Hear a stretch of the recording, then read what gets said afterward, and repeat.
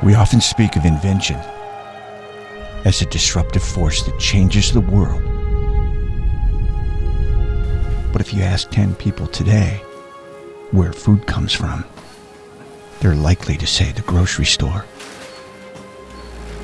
This is just about the only way to fully appreciate what one young man did, a working-class immigrant from Scotland, and how he changed the world.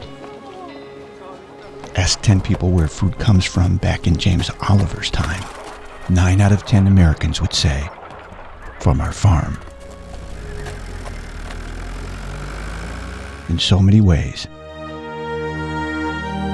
James Oliver was the Steve Jobs of his day. Before city lights, computers, cars, world wars, man on the moon, the internet, or social media, one man right here in northern Indiana patented a plow that wouldn't break if you hit a rock, wouldn't clog in sticky soil, and wouldn't bend after years of use. A revolutionary, disruptive force so significant that a plaque at the Gateway to the West in St. Louis once said, "If you're heading to the great American West, among the things you can't live without is an Oliver chilled plow."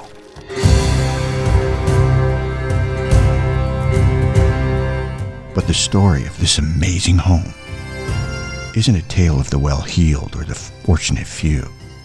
It's a story of one family whose lifetime works helped shape this community, if not the entire world. Copsha Home, named after the Scottish village where James Oliver was born. If you looked at Mr. Oliver, he didn't come by this easily. He came from Scotland with nothing, and he worked hard at it, built a business in the community by staying focused and trying to deliver a product that was needed by his customers. And he did that not only here, but around the world. The young James Oliver worked every menial job he could.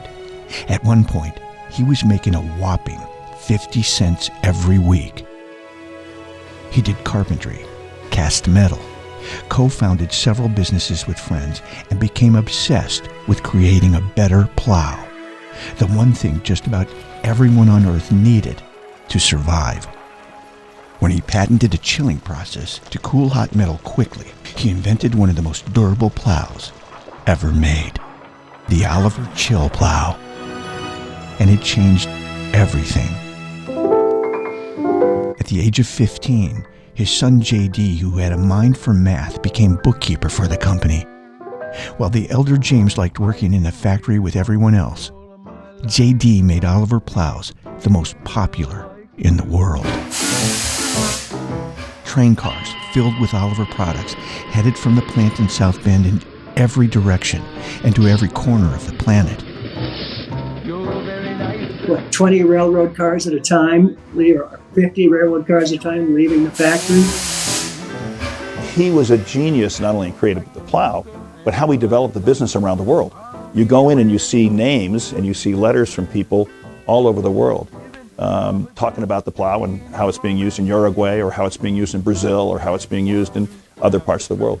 The Oliver family, who once had nothing, was suddenly wealthy. But their work ethic never changed. They built a block of beautiful homes in downtown South Bend, the Presbyterian Church that still stands on Lafayette Boulevard, an opera house, and the finest hotel in the Midwest.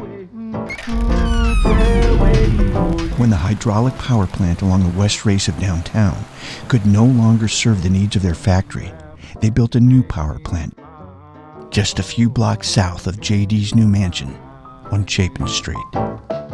Copsha home.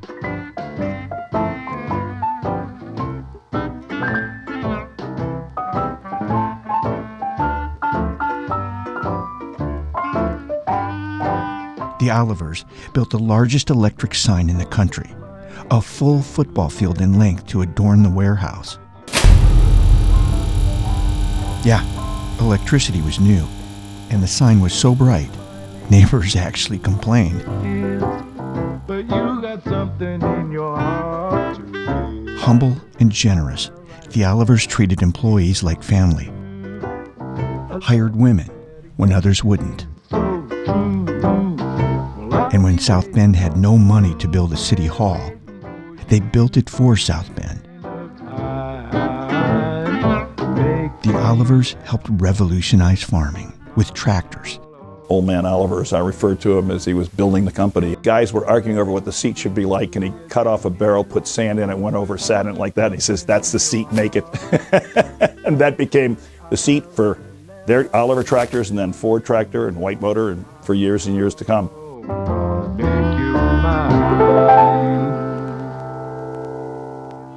In the 60s and 70s, the agriculture business was changing. And as the third generation of family slowed down, their children embraced the affection that the Olivers had for this community by giving the mansion to our own history museum, so as to leave it in good hands. I'm glad to see that so much of it has been preserved. Still, that's unbelievable. I look at that, I was just like, wow. It was a very down-to-earth family. They were just really kind, loving people.